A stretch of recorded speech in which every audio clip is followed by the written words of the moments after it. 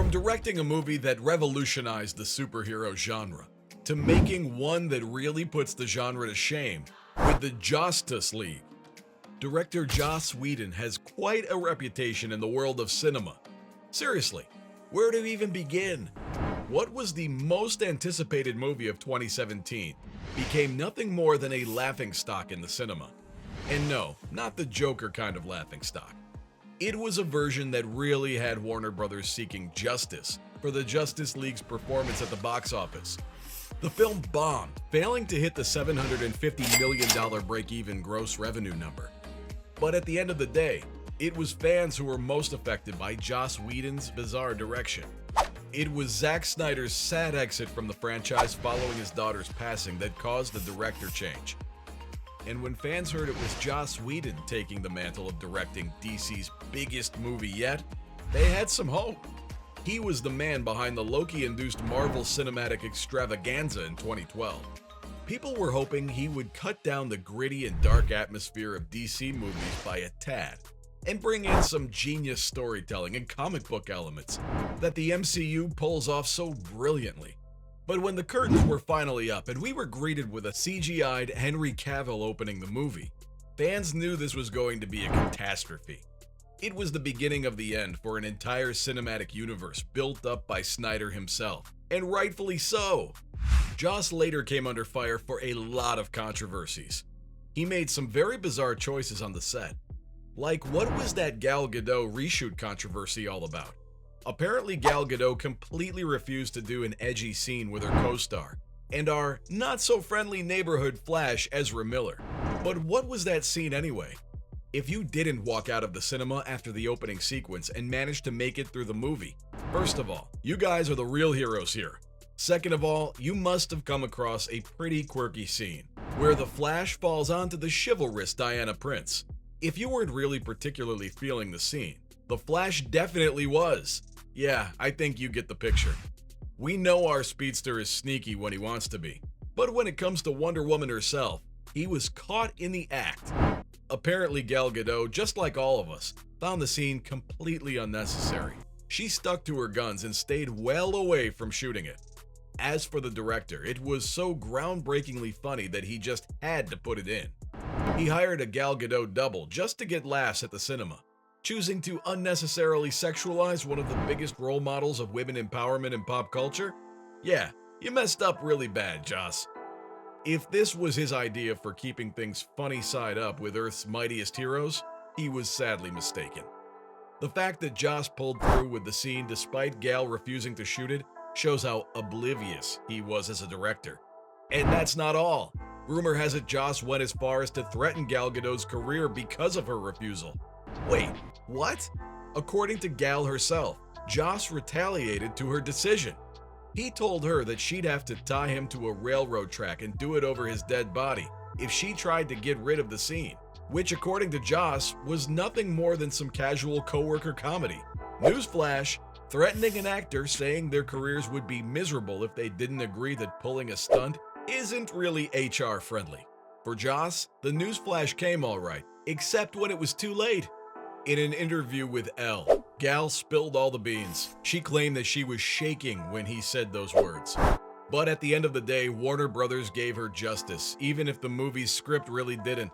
What's scary is how easy Joss thought it was to say something inappropriate to one of the most popular and loved actors in cinema today.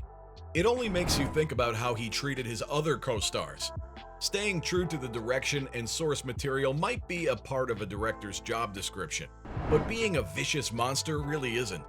When an actor says no, they mean no. Using a body double for the scene might have saved Gal from feeling uncomfortable during shooting. But at the end of the day, the scene did make it to the big screen, and the implication was still there. What's sadder is that it demeans and disrespects Wonder Woman as a character. But what does Joss have to say in his defense? Well, when it comes to calling the shots on set, Joss might be able to get people to do what he wants. But when it's all out in the open, he is at the mercy of the fans. And not just any fans, comic book fans. You don't mess with comic book fans. They're basically one big army ready for war. One would think Joss would have a reasonable explanation, but oh, how wrong they'd be. He doubled down on what he said, but claimed it was a misunderstanding. According to him, Gal perceived it as him talking about it being her dead body. Funnily enough, he came to his defense during an interview with New York Magazine. He denied threatening anyone, asking, "Who does that?" As for Gal, it didn't take Clark Kent's super hearing to understand what he was implying. But this was just one of the many spats Whedon had on set. His most famous fallout came against Cyborg himself, Ray Fisher. In June 2020, the actor single-handedly shook the Warner Brothers headquarters and the DC fanbase. He dropped a pipe bomb tweet calling out Joss Whedon's gross, abusive, unprofessional, and completely unacceptable antics on set.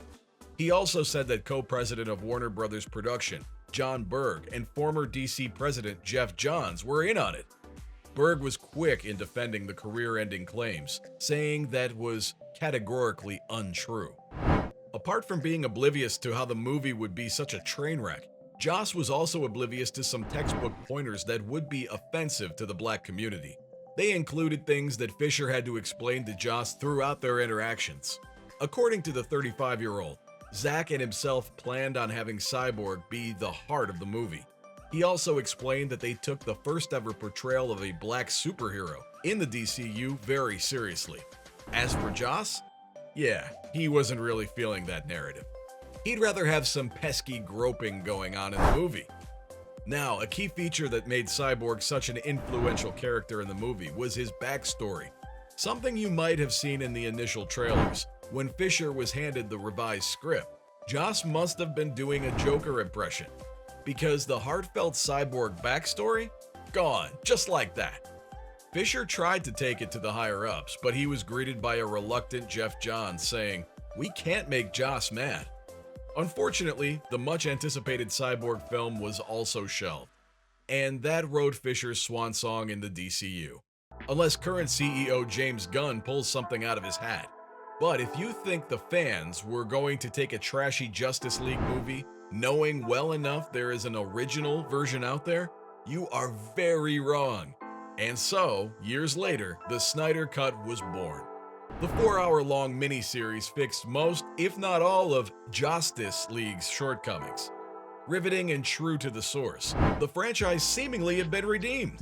And as you would expect, the DC fandom mob returned, passionate as ever, to compare the night and day difference between the two directors. As for Joss Whedon, he has yet to chime in with any praise, if he's watched the cut at all. Guess all he can say now, just like the old beggar during his movie's opening credits scene, "I tried." And that, folks, is how justice is served.